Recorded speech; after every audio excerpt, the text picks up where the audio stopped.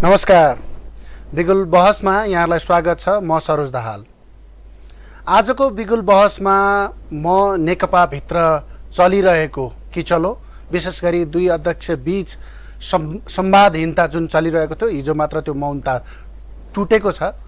खासमा नेकपाभित्र भइरहेको के हो, पाकिरहेको चिज के हो, के कुराले यस्तो खालको अप्ठ्याराहरू सिर्जना भइरहेको छ, यसको विषयमा जान्ने बुझ्ने प्रयास गर्नेछु। मसँग आज स्टुडियोमा हुनुहुन्छ वरिष्ठ अधिवक्ता नेकपाका नेता खिमलाल देवकोटा। सर, स्वागत छ। धन्यवाद। आराम हुनुहुन्छ? ठिक छु सर। यो तपाईँको पार्टीको दुईजना अध्यक्षको बीचमा 11 दिनसम्म बोलचाल भएन। प्रधानमन्त्रीले पटक पटक आफ्ना दूतहरू खुमलटार पठाएर चाहिँ कुरा गरौँ भन्ने आशय व्यक्त गर्नुभयो र हिजोबाट त्यो टुटेको अवस्था छ। यो के भएको सर? भित्र चलिराखेका के छ? जनता कोभिडको मारमा यता र उता भौतारिरहेको अवस्था छ, अर्थतन्त्र डामाडोल छ, नेताहरूको बोलचाल छैन। भित्र भएको चुरो कुरो के हो सर? दाहालजी, एकदमै गम्भीर प्रश्न सुरुमै गर्नुभयो। यो दुर्भाग्य भन्छु म चाहिँ। यद्यपि म भाग्य हो कि होइन त्यो आफ्नो ठाउँमा छ, तर चलन चल्तीको भाषामा यो मुलुकका निम्ति, देश र जनताका निम्ति, नेकपाका नेता र कार्यकर्ता र स्वयं नेताहरूका निम्ति पनि यो दुर्भाग्य हो। किन म यो भनिराखेको छु भने, अत्यन्त निर्ममतापूर्वक यो किन भनिराखेको छु भने, जनताले लामो समयसम्म अस्थिरता भयो भने, अस्थिर राजनीति भएका कारणले विकास हुन सकेन भनियो। लामो समयसम्म राजतन्त्र भएका कारणले विकास भएन भन्यो। लामो समयसम्म राजतन्त्र भएका कारणले विदेशीको हस्तक्षेप चाहिँ हामीले चाहिँ सहनुपर्ने भयो, थिचोमिचो सहनुपर्ने भयो भन्यो।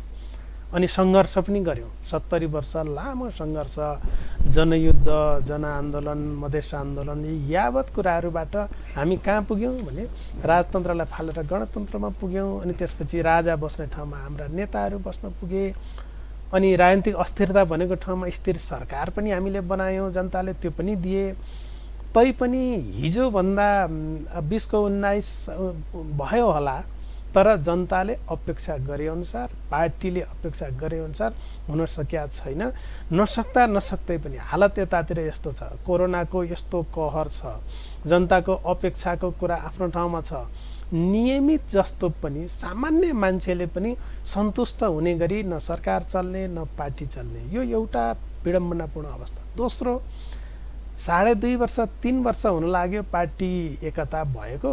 आजका मितिसम्म पनि पार्टी एकताको काम सम्पूर्ण रूपमा टुङ्गिएको छैन। अर्को, पार्टी विधान छ, पार्टीका दस्तावेजहरू छन्, पार्टी विधान र दस्तावेज अनुसार 1 इन्ची पनि अगाडि बढ्ने काम भएको छैन। महत्त्वपूर्ण कुरा उठाउनु भयो कि पार्टी एकता भएको 2.5 वर्ष भइसक्यो भन्नुभयो। पार्टी एकता सत्ता, कुर्सी, चुनावी प्रोपोगन्डा अथवा चुनावी स्टन्टको लागि मात्र भएको थियो कि यसको चाहिँ भावनात्मक एकता देखिएन नि? किनभने दुई अध्यक्षहरू बोलचाल हुँदाखेरि पार्टीका प्रक्रिया पनि सहज हुने, दुई अध्यक्षका बीचमा उहाँहरूको बीचमा कुनै कुराको लेनदेन अथवा उहाँहरूमा चाहिँ मिसअन्डरस्ट्यान्डिङ हुने बित्तिकै पार्टीको प्रक्रिया नै स्टप हुने। त्यसको प्रत्यक्ष असर सरकारदेखि आम सर्वसाधारणसम्म बेहोर्नु पर्ने। यो किन भइराखेको छ? सबभन्दा पहिला त यो माने पनि नमाने पनि दुईटा पार्टी बीचको एकता जनताको चाहना थियो र पार्टीको पनि चाहना थियो, र त्यो हिम्मत दुईजना अध्यक्षले गरेकै हुन्। त्यो अध्यक्षले गरेको हिम्मतका निम्ति स्यालुटै गर्नुपर्छ। तर प्रश्न के हो भने, दुईजना अध्यक्षले हिम्मत गरेर पार्टी एकता गर्नुभयो, राम्रो काम गर्नुभयो, तर पार्टी एकता गरेका दिनदेखि राम्रो काम गर्न छोड्नुभयो भनेपछि त अब यो चाहिँ परिणामले त के देखाउने भयो भने, पार्टी एकता गर्ने बेलामा जे स्पिरिटका साथ तपाईँहरूले गर्नुभएको थियो कि प्रक्रिया नै गलत थियो? अब त्यो त्यसमा जुन खालको तयारी गर्नु पर्थ्यो, जुन खालको होमवर्क गर्नु पर्थ्यो, जुन खालको पोइन्ट वाइज छलफल गरेर मात्र जानु पर्थ्यो, एकदम उत्साह आवेग एकदम त्यसमा मात्र गइयो कि अथवा चुनावी प्रक्रियालाई मात्र हेरियो? तपाईँले त्यो पनि ठिकै भन्नुभयो। चुनावको मुखमा पार्टीको एकीकरणको बाचासहित सहकार्य गरियो। सहकार्य गरिसकेपछि जनताले पार्टी एकीकरणलाई वैधानिकता नै दिइसके, जनताले अनुमोदनै गरिदिइसके। त्यसपछि पार्टीलाई चाहिँ बाध्यात्मक स्थिति बन्यो। पार्टी बाध्यात्मक अवस्थामा एकीकरणमा पुग्दाखेरि तपाईँले भने जस्तो प्रक्रियाहरू नपुगेकै हुन्। कम्युनिस्ट पार्टीको पार्टी एकता गर्ने प्रक्रियाका निम्ति खुल्ला र पारदर्शी हुनुपर्ने, छलफल हुनुपर्ने, कमिटीहरूमा बहस हुनुपर्ने, प्रत्येक कमिटीहरूमा बहस भएर दस्तावेजमा बहस भएर त्यो प्रक्रियाबाट अगाडि बढ्नुपर्ने। अझ दुईटा पार्टीको छुट्टा छुट्टै केन्द्रीय समितिले निर्णय गरेर संयुक्त बैठक पनि बसेर निर्णय गरे हो। प्रक्रिया चाहिँ पुगेकै हो, तर प्रक्रियाका निम्ति मात्रै भयो। संयुक्त बैठकमा पार्टीको दस्तावेजको बारेमा, पार्टीको सङ्गठनको बारेमा, पार्टीको सङ्गठनात्मक सिद्धान्तको बारेमा, पार्टी सञ्चालन विधिको बारेमा व्यापक छलफल भएर अगाडि गएको भए यस्तो हुने थिएन, त्यो भएन। तर त्यति बेला फेरि त्यसो गर्न खोजेको भए पार्टी एकता हुने थिएन।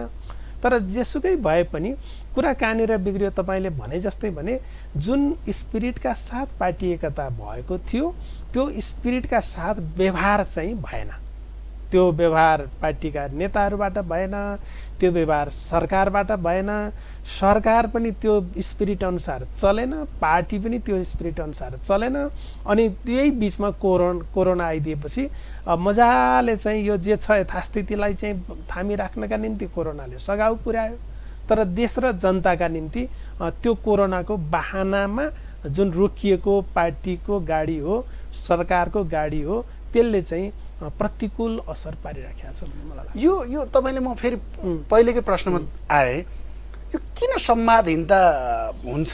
किन नेताहरू एकदमै इन्टिमेसी भइहाल्छन्, एकैछिनमा दूर भइहाल्छन्? एउटा खालको घरायसी झगडा जस्तो देखिने गरेर जनताले फिल गर्ने गरेर अब यो किन भइराखेको छ? नेताहरूको लेभलमा यो यस्तो खालको किन आइराखेको छ? यसो नहुनु पर्ने हो। यसो उनको पछाडि चाहिँ यसको छोटो भए पनि इतिहास हेर्नुपर्छ। पार्टी एकता हुने बेलामा दुईजना अध्यक्षका बीच, दुईटा पार्टीका अध्यक्षका बीच के सहमति भएको रहेछ भने आधी अवधि प्रधानमन्त्री चलाउने, दुईटा पार्टी अध्यक्ष रहने भन्ने 4 बुँदे सहमति भएको रहेछ। त्यो 4 बुँदे सहमति भएपछि अब 2 वर्ष पुगेपछि हस्तान्तरण गर्ने बेलामा आएर होइन यो चाहिँ त हस्तान्तरण गर्न सकिन्न भन्ने कुरा भएपछि त्यो सहमति ब्रेक भयो, अर्को सहमति भयो। त्यो अर्को सहमतिले के भन्यो भने एउटा पार्टीमा केन्द्रित हुने, एउटा सरकारमा केन्द्रित हुने, एउटाले पार्टी चलाउने, एउटाले सरकार चलाउने भनियो। मङ्सिरमा आएर त्यो सहमति भयो। त्यो सहमति पनि लागू भएन। नभएपछि फेरि अर्को पटक स्थायी समिति, दुईटै पार्टीका अध्यक्षहरूले कार्यदल बनाउनु भयो, कार्यदलले प्रतिवेदन ल्यायो, त्यसपछि स्थायी समितिमा छलफल भयो। लो अब पार्टी विघटनको चाहिँ मुखमा पुगेको थियो, जोगाइयो भन्ने हर्क बढाइ पनि गरियो। त्यो गरेपछि पनि फेरि त्यही स्थिति। यो 4 पटक भयो। 4 पटक समझदारी गर्नुहुन्छ, भत्किन्छ। सत्ता र कुर्सीकै लागि हो मेरो विचारमा। त्यहाँभित्र अर्थ केही बाँकी रहेछ? तपाईँले राजनीतिलाई एकदम सूक्ष्म रूपमा हेरिराख्नु भएको छ, अध्ययन गरिराख्नु भएको छ। यसको दुईटा बताइदिनुहोस् न। यसको दुईटा कुरा छ। एउटा सरसर्ती हेर्दा सतै हेर्दाखेरि सत्ता र कुर्सीका निम्ति भाग नबिकेको निम्ति भन्ने नै देखिन्छ। तर गहिरिएर हेर्दा यस्तो परिस्थिति, यो त परिणाम हो, कारण त होइन। यसको कारण के हो त भन्दा अघि सुरुमा तपाईँले उठाउनु भएको र मैले भनेको कुरा, जुन पद्धतिका ढङ्गले पार्टी एकता हुनु पर्थ्यो त्यो भएन। जुन पद्धतिका साथ पार्टी अगाडि बढ्नु पर्थ्यो त्यसो भएन। पार्टीको त आखिर यो त जेसुकै भने कम्युनिस्ट पार्टी हो नि, कम्युनिस्ट पार्टीहरूको एकता भएको हो नि। कम्युनिस्ट पार्टीको एकता, कम्युनिस्ट पार्टी सञ्चालनका निम्ति यसको आफ्नै मूल्य छ, मान्यता छ, दर्शन छ, सिद्धान्त छ, विधि छ, प्रक्रिया छ। यसका पार्टी यति बेला विधि र विधानमा छ त हो। मैले समस्या त्यही भने केन्द्रीय कमिटीको बैठक बसेको छैन, स्थायी कमिटीको बैठक छैन, सचिवालयको बैठकको लागि त डाक बोलाउ भइराखेको छ। मैले त्यही भनेको, त्यो विधि र पद्धतिमा पार्टी नचल्दाखेरि त्यसले निकाल्ने परिणाम के हुँदो रहेछन् भन्दा डे टु डेका काममा चाहिँ असन्तुष्टि, अनि पद विभाजनमा पद पाएर नपाइन भन्नेमा असन्तुष्टि यतातिर जानेर छ। एउटा मुख्य कारण यो हो। मुख्य कारण विधि र पद्धति हो। तपाईँले उठाउनु भएको कुरा, म पार्टीको केन्द्रीय सदस्य, तर अहिलेसम्म पनि एउटा पूर्ण बैठक बाहेक, त्यसलाई दोस्रो भनियो, त्यो बाहेक अर्को बैठक बसिया छैन। अनि कम्युनिस्ट पार्टीको जब पार्टी कमिटी बस्दैन, बैठक बस्दैन, लेभी तिर्दैन, सर्कुलर पढ्दैन, पार्टी अनुशासनमा बस्दैन, त्यो पार्टी सदस्य रहँदैन भनेपछि यस्ता म जस्ता मान्छे पार्टी सदस्य नरहने स्थिति कम्युनिस्ट आन्दोलन मान्यताको स्थितिले आइ नै सकेपछि पार्टी त विघटन भयो।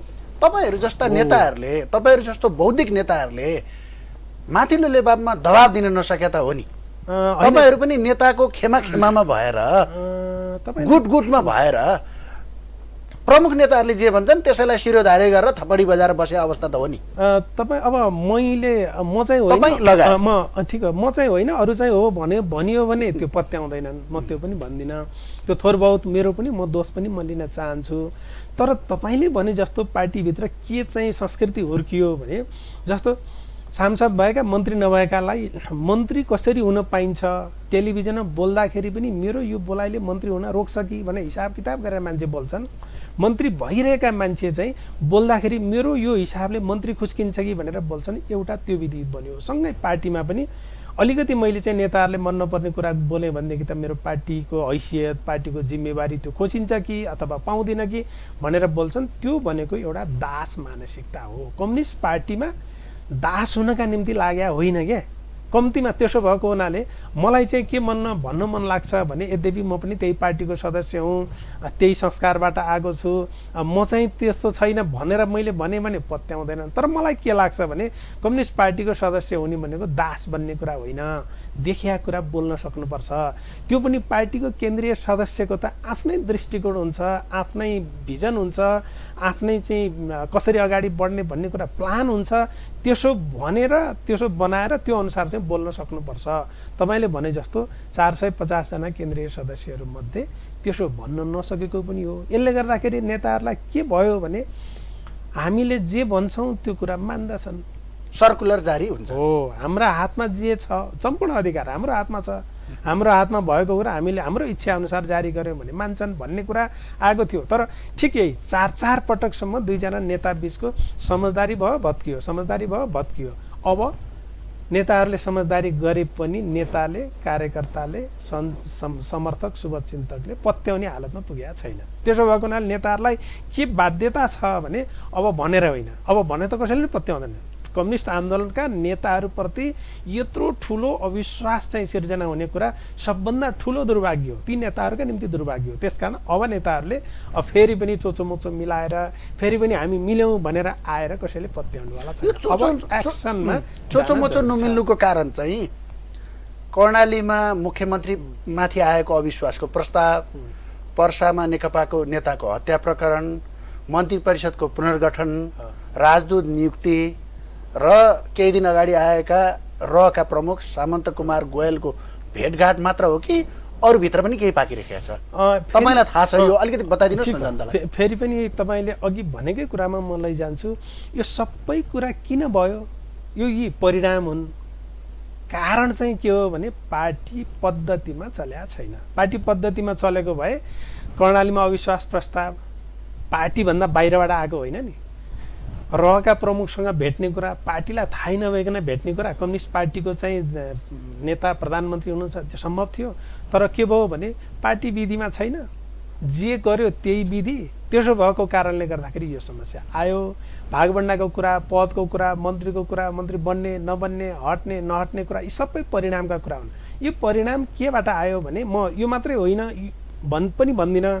पार्टी जब विधि पद्धतिको लिकबाट बाहिर गइसकेपछि त्यसले सिर्जना गर्ने कुरा के हो भने पद, प्रतिष्ठा, पैसा, सान, सम्मान, अनि त्यसपछि व्यथिति। रहका प्रमुख आए पनि भयो, जन्म रहका प्रमुख आए, तेस्रो चौथो मान्छे यहीँको रहको कोही मान्छे आएको भए पनि प्रधानमन्त्री भेट्न बाध्य हुने स्थितिमा पर्नुभयो। किन पर्नुभयो भने उहाँको पछाडिको त्यत्रो 8-10 लाख पार्टी सदस्य भएको पार्टी ठेगानमा छैन। उहाँको त्यत्रो मजबुत पार्टी चाहिँ 2/3 झन्डै 2/3 नजिकको पार्टी उहाँको ठेगानमा छैन, उहाँको कमान्डमा छैन। अनि त्यसपछि विदेशीले पनि हेप्छन्, रहको प्रमुखलाई पठाइदिए। अहिले त रहको प्रमुख पठाए गनिमत भन्छु म चाहिँ। भोलि रहको एउटा सानो चाहिँ फुस्टे पठाएर ल मलाई चाहिँ मोदीले पठाउनु भयो तपाईँ के हो भन्लान्, अथवा यहीँका प्रधानमन्त्रीले रहको मान्छे लौ न तिम्रो चाहिँ प्रमुखलाई भेटाइदेऊ न भन्नुपर्ने हालतमा पुग्छ। यो किन सिर्जना भयो भने पार्टी विधिमा छैन, पद्धतिमा छैन, सरकार विधिमा चल्या छैन। सरकार र पार्टी दुईटै विधिमा चल्या छैन। यो विधिमा नचल्ने कारण के हो भने अन्तत फेरि पार्टीका अध्यक्षहरू नै हुन्। यसको जिम्मा उहाँहरूले लिनुपर्छ। तपाईँले भने जस्तो म लगायतका हामी जस्ता मान्छेहरू, दोस्रो तेस्रो पुस्ताका मान्छेहरू पनि छन्। ती मान्छेहरूको के भयो त भन्दा तिनीहरू दास मनोवृत्तिबाट ग्रसित भए। मैले मन्त्री पद पाउँछु कि पाउँदिनँ, पार्टीको पद पाउँछु कि पाउँदिनँ, सुविधा पाउँछु कि पाउँदिनँ, खोजिन्छ कि खोजिँदैन भन्ने कुरामा उहाँहरू चाहिँ दास मानसिकता। नेपालको राजनीतिलाई तपाईँ आफै विश्लेषण पनि गर्नुहुन्छ, हेरिराख्नु भएको छ, अध्ययन गरिराख्नु भएको छ, वरिष्ठ अधिवक्ता पनि हुनुहुन्छ। सामन्त गोयल आउनुभयो, प्रधानमन्त्रीलाई भेट्नुभयो, भलै उहाँ समकक्षी हुनुहुन्थ्यो, सरकारको आधिकारिक निकायले भने पनि छैन कि उहाँ विशेष दूत भएर आउनुभएको नरेन्द्र मोदीको भनेर पनि भनेको छैन। यहाँ रहेको अनुसन्धानका प्रमुखलाई भेटेको कुरो पनि जानकारी आएको छैन। दिनभरि जस्तो त त्यो कुरालाई गुपचुपै राख्यो। हामी जस्तै सञ्चारकर्मीले फोटो भेटघाट भएका तस्बिरहरू सार्वजनिक गरे पछाडि बेलुका प्रधानमन्त्री कार्यालयले सचिवालयले चाहिँ भेटेको हो भनेर जानकारी गरायो। एउटा देशको रको प्रमुख आएर प्रधानमन्त्रीलाई भेटेको कुरा आम जनता र तिनका पार्टी कार्यकर्ता अथवा आम सर्वसाधारणलाई थाहा नै नहुनुपर्ने के छ त्यस्तो गोप्य कुरा? हो, तपाईँले एकदम ठिक। एउटा कर्मचारी नै हो, एकदमै एकदमै एउटा एउटा एउटा उनी केही सन्देश लिएर आएका थिए, के थिए त्यो आफ्नो ठाउँमा छ। भेटेकै होइन भनेर झुटमाथि झुटको खेती किन गर्नु पर्यो? हो, तपाईँले एकदम ठिक कुरा गर्नुभयो। रका प्रमुख आउनुभयो, दिउँसो आउनुभयो, राति चाहिँ 9 बजेदेखि 12 बजेसम्म भेटघाट भयो। राति त्यत्रो अवधि 3-4 घन्टा भेट भएको छ, शिष्टाचार भेट भनियो। त्यो पनि तपाईँहरूले बाहिर ल्याइदिइसकेपछि यसलाई पनि गुपचुप पार्ने भेट भयो भन्ने मात्रै कुरा थियो होला। तर बिस्तारै फेरि होइन यो मोदीको प्रतिनिधिको रूपमा हुनुहुन्थ्यो भन्ने भयो। त्यसपछि होइन उहाँ परराष्ट्र मन्त्रीले स्पष्टीकरण दिनुभयो, अनि त्यसपछि उप प्रधानमन्त्रीले स्पष्टीकरण दिनुभयो, सबैले स्पष्टीकरण दिनु। त्यो हालत किन पर्यो होला? तपाईँले एकदम ठिक भन्नु।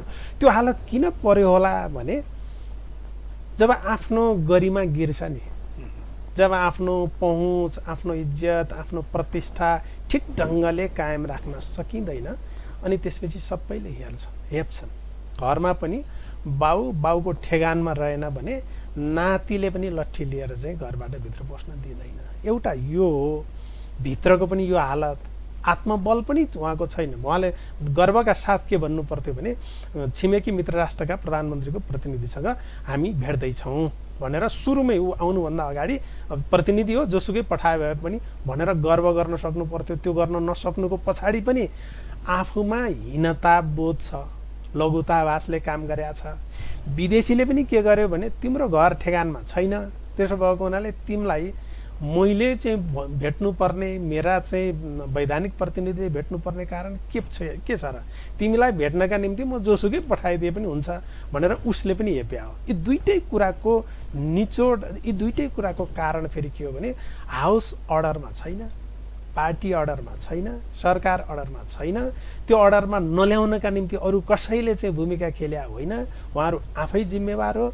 यसो हुँदाखेरि समय अगाडि प्रचण्ड तपाईँका पार्टीका अर्का अध्यक्षले भन्नुभएको थियो देशमा माइक्रो म्यानेजमेन्ट छ भन्नुभएको थियो। त्यो निरन्तरता रहेछ होइन नि कम्युनिस्टको यो 2/3 सरकारसम्म आइपुग्दाखेरि? यो चाहिँ दुर्भाग्यपूर्ण भयो। 2/3 पार्टी भएको बेला ठिक्कै फेरि यसपटक योभन्दा केही अगाडि जति बेला भर्खर पार्टी एकता भएको थियो, 2/3 नजिकको सरकार थियो, त्यति बेला चाहिँ अब मैले नै भनेको थिएँ अब विदेशीका सामु झुक्ने दिन पनि गए। अब हामी हाम्रो आवश्यकतामा भारतको भ्रमण गर्ने, हाम्रो आवश्यकतामा चीनको भ्रमण गर्ने, हाम्रो आवश्यकतामा चीनलाई भोट हाल्ने या भारतलाई भोट हाल्ने त्यस्तो ठाउँमा हामी पुग्यौँ। यो सरकार भर्खर गठन गरेको बेला अन्तर्राष्ट्रिय स्थितिमा, अन्तर्राष्ट्रिय कूटनीतिमा सन्तुलन ल्याउन सकेकै हो। फेरि त्यति बेला नसकेको होइन। त्यति बेला यही सरकार हो, यही पार्टी हो, यही पार्टीको नेतृत्वको सरकार हो। विदेशीहरूले पनि त्यही ढङ्गले मानेका थिए, त्यही स्तरको सम्मान पनि दिएका थिए। तर जब पार्टीभित्रको ती अविश्वास, मैले भने नि 4 पटक सहमति, 4 पटक उल्लङ्घन गर्दै जाँदाखेरि आफ्नो शक्ति आफैले क्षय गर्दै गइसकेपछि देशभित्र त गन्ने स्थिति बनेन, बाहिरकाले पनि हेप्न थाले। त्यसकारण यसको परिणाम यस्तो हो। के यसको भित्री कारण चाहिँ जसरी अहिलेको सरकारले हाम्रो गुमेको भूमि चाहिँ आफ्नो नक्सामा प्रकाशित गर्यो, निशान छाप ल्यायो, त्यो पछाडि भारत नेपालसँग चिडिएको छ, चिसिएको छ। पटक पटक नेपालले डायलग गर्न खोज्दाखेरि पनि भारतीय पक्षले त्यसलाई इग्नोर गरिरहेको अवस्था छ। त्यसलाई सम्बन्ध सुधार गर्न चाहेका हुन् प्रधानमन्त्रीले कि त्यो कोणबाट हेर्न सकिन्छ? अब प्रधानमन्त्रीले त चाहनु भएकै होला, त्यसमा म शङ्का गर्दिनँ। तर यो पनि याद छ कि जति बेला हामीले संविधान जारी गर्यौँ, संविधान जारी गरेको तेस्रो दिनदेखि भारतले नाकाबन्दी लगाएको थियो। त्यो नाकाबन्दी खोल्नका निम्ति धेरैचोटि कोसिस गर्नुभयो प्रधानमन्त्रीले, सक्नु भएको थिएन। पछिल्लो चरण एकजना सेनाका बहालवाला जर्नेल गएर सेनासँग कुराकानी गरेपछि त्यो नाकाबन्दी खुल्या हो। त्यो कुरा पनि सर्लङ्गै छ, त्यसलाई मैले चाहिँ लुकाइराख्नु पर्दैन। अब त्यही प्रक्रियाको त्योभन्दा तल्लो स्तरको रहका प्रतिनिधि ल्याएर अब यो डेडलक चाहिँ खोलौँ भनेर भन्या पनि हुन सक्दछ, त्यो पनि म धेरै अनौठो मान्दिनँ। तर प्रश्न के हो भने यसले के खोल्यो त डेडलक? यसले साँच्चै खोल्यो? त्यो परिणाम त हेर्न बाँकी नै छ। तर खोलेकै हो रहेछ भने पनि राम्रो त हुने भयो। तर हुने भयो के भने हामीलाई अत्यन्त हेपेर हुने भयो।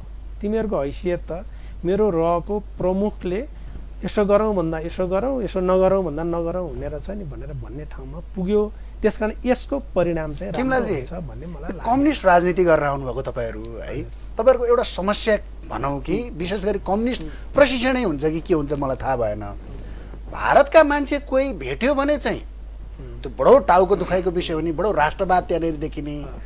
अनि चिनिया राजदूत अथवा चिनिया खुफियाका मान्छेहरू चाहिँ तपाईँहरूको बेडरुममै अथवा किचनमै एक्सेस भयो भने त्यसलाई चाहिँ एकदम मित्रवत व्यवहार गर्ने अथवा चाहिँ त्यसलाई चाहिँ एकदमै राम्रो भन्ने, यो न्युट्रल भएर त्यो रिलेसनसिपमा भएन। एकदमै तपाईँले भनेको ठिक हो। तर एउटा मनोविज्ञान के छ नेपालको सन्दर्भमा के प्रशिक्षणै त्यही हुन्छ होइन? एउटा मनोविज्ञान भने म प्रशिक्षण कुरा पछि आउँला।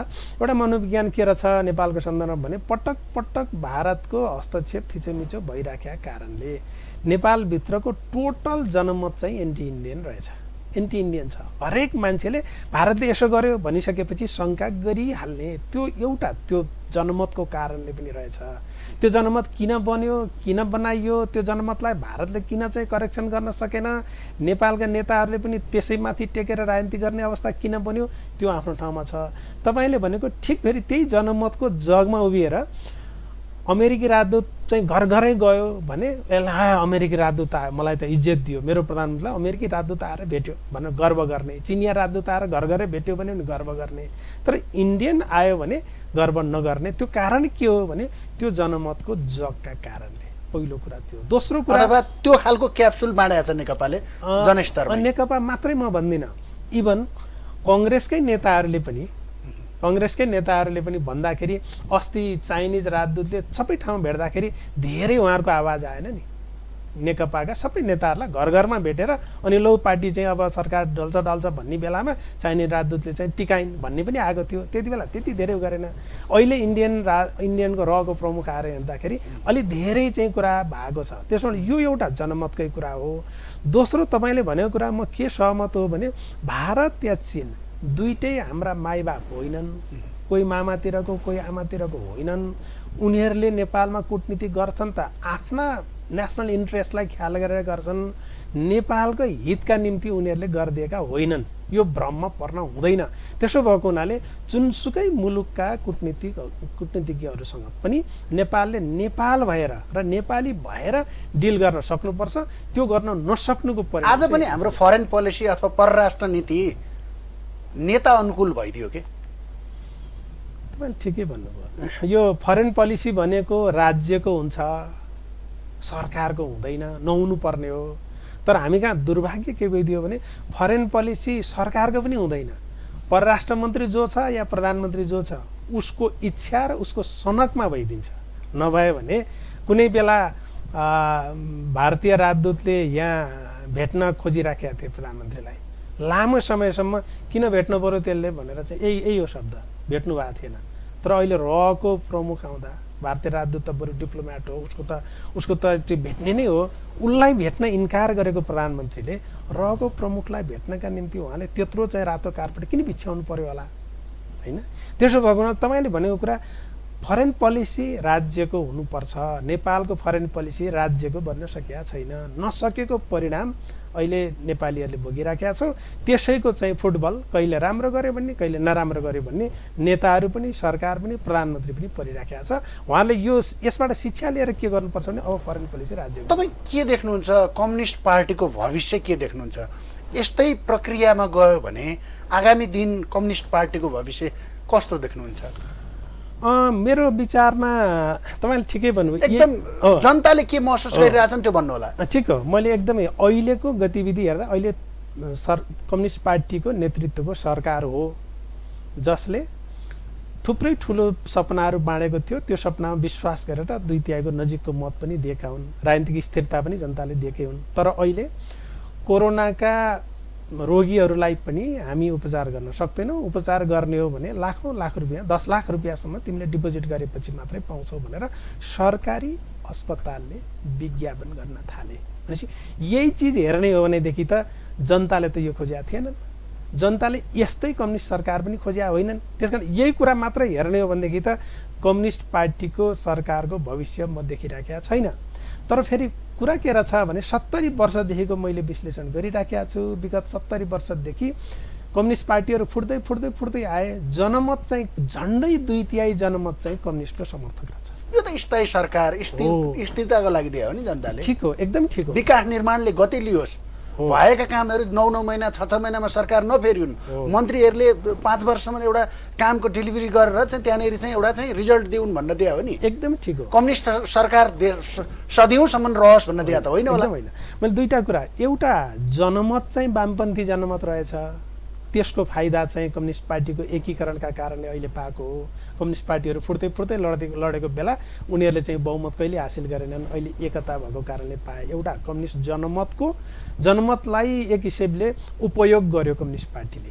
तर जनताले विश्वास गरे अनुसार बहुमत दिलाइसकेपछि जनतालाई जे विश्वास दिलाउनु पर्ने हो त्यो विश्वास दिलाउने कुरामा सरकार चुक्यो। त्यसो भएको हुनाले यही कायम गर्ने हो र यसैको निरन्तरतामा जाने हो भने जनताले पत्याउँदैन। मलाई आशा के हो, विश्वास पनि के हो भने यो करेक्सन हुनुपर्छ, कम्तीमा अझै आधी 2.5 तपाईँले अहिले हामी कार्यक्रमको अन्त्यमा पनि छौँ।